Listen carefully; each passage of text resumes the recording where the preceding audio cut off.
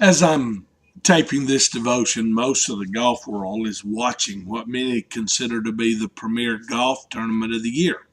It's simply called the Masters. It's a private tournament put on by members of a very exclusive golf club called the Augusta National Golf Club, located obviously in Augusta, Georgia. Becoming a member of this golf club, this elite golf club, is not an easy task. It's not even a matter of money. You have to be invited to join the Augusta National Golf Club.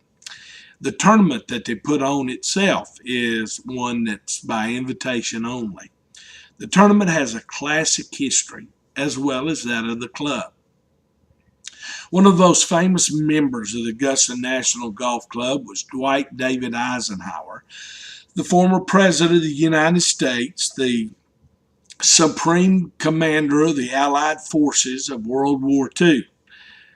Many stories are told about Eisenhower and Augusta National. He built a cabin there so he could have a place to stay, and you can still see it today. It's called the Eisenhower Cabin. He loved Augusta National, loved to play golf there, and loved to just be there.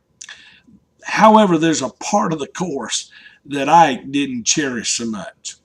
On the 17th hole, the next to last hole, as you stand on the tee, 210 yards out in front of the tee is a tree that towers over the fairway. It's a loblolly pine. This tree was an obstacle that President Eisenhower, or Ike as he was affectionately called, was never able to really be able to circumvent. Day after day, time after time, he would get on the 17th tee and hit his ball, and somehow or another it would find its way into that tree. They say it was so frustrating that it would drive him crazy.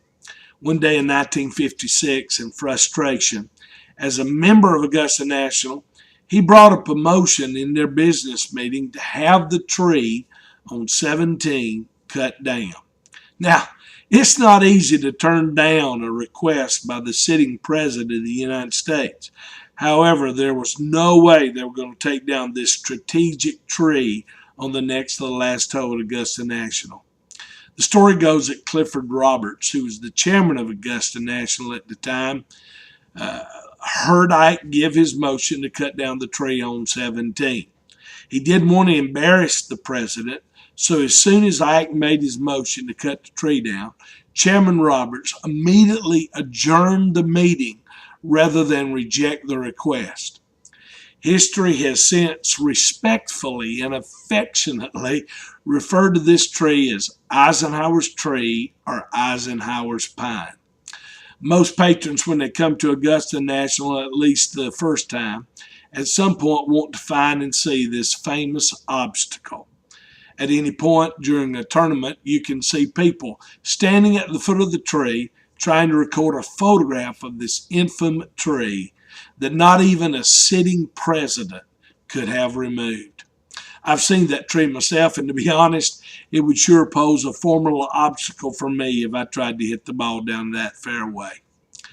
Most of us in our lives would love to remove any serious obstacles that stand in our way, if we had the choice to do so. For many of us, if there's a way to detour around obstacles in our life, we would sure take that course of action. Most of us don't like obstacles or obstructions in the way of our progress.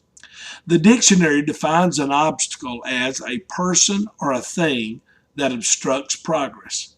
It's an impediment or a hindrance or a hurdle or a barrier. I had to thinking about it. Obstacles come from many sources. Many of us have obstacles in our life to our spiritual growth or our spiritual well-being. Some of those obstacles are self-made obstacles. Our actions, our thoughts, our habits are barriers or hindrances that we have created to our spiritual growth. In those cases, those obstacles do need to come down. The good news is if we erected them, we can remove them. We can change the attitudes and habits and patterns that cause us to get detoured from God's plan for our lives, and we can deal with those. Some obstacles, however, are placed in our lives as a result of others. They place them in our lives, so we can't necessarily just remove them. That's the case with Eisenhower's tree. The club put it there. He couldn't remove it. If he wanted to play that hole, he had to deal with that obstacles. So we have to find a way to deal with some obstacles in our life. How do we navigate around those obstacles? And then, would you believe that sometimes even God places obstacles in our life? Yes, it's true, He does. Sometimes God places things in our life in order to teach us or to build certain characteristics in our lives or to expose certain faults in our life that we need to deal with. And in that case, those barriers have to be crossed. Those hindrances have to be dealt with so that we can develop or grow. My question for you today is, how do you handle the obstacles and barriers and hindrances that come into your life? Do you sulk and complain and gripe? Do you just give up at the first sign of difficulty? See, regardless of the source of the obstacles that are given to us, there's a key to handling them. Scripture says in Ephesians 6:13, for this reason, take up all the armor that God supplies. Then you'll be able to take a stand during these evil days. Once you have overcome all obstacles, you'll be able to stand your ground. See, when I clothe myself with the armor of God, when I put on all that God has given me to help me be successful in life, then I am equipped to overcome the obstacles that stand in my way. The golfers who play in the Masters tournament today have very little trouble with Ike's tree. They've equipped themselves with the skills to really just take it out of play. In the same way, God's promised to help us deal with any obstacles that come into our lives.